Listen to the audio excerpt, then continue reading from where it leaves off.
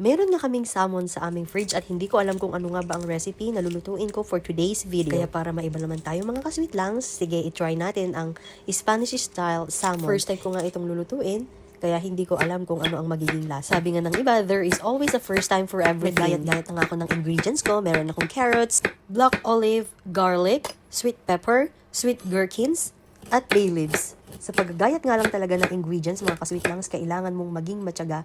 Naku, napakadaming bawang ang nilagay ko, kaya isa-isa ko talagang tinanggal ang mga skin ng mga yan. Lagi kong sinasabi talaga pag nagluluto ako, the more vegetable, the merrier. Mas masarap, di ba? Marami talaga akong maglagay ng gulay kasi mura lang din naman ang mga gulay dito, mga kasweet langs. Habang nagagayat-gayat nga pala ako, sumusubo din ako ng gulay. Ang sarap kasi mga kasweet langs ng fresh carrots. Napaka-crunchy kasi ng carrots dito mga kasweet langs, at saka feeling mo yung texture niya para ka lang kumakain ng fruits. Manamis-namis ang lasa talaga niya. Pagkatapos kong hiwa-hiwain ng mga gulay, sinalansan ko na yung mga gulay sa ilalim bago ko ilagay yung isda. Ganyan ang tips para hindi masunog agad yung fish. Sa Pilipinas mga kasweet langs, bangus pala ang ginagawang Spanish style. Pero dahil nandito ako sa England at mahirap maghanap ng bangus, salmon na lang ang naisip kong iluto para sa Spanish style. Lagi na lang kasing sinigang o paksiw ang luto namin sa salmon. Kaya naisip ko, bakit hindi Spanish style para maiba naman yung recipe natin. Ngayong naglalagay na nga ako ng ingredients ko mga kasweet langs, may nakalimutan pala ako. Kaya pala nung tinitignan ko, nakalimutan ko yung sili. Isa pa naman yun sa main ingredients niya mga kasweet langs. Hindi na nga ako makakabalik sa grocery dahil ready na itong salmon ko. Naglalagay na lang ako sa susunod. Para makumpleto nga ang lasa mga kasweet langs, naglagay na ako dyan ng mga pampalasa. Naglagay na ako ng water,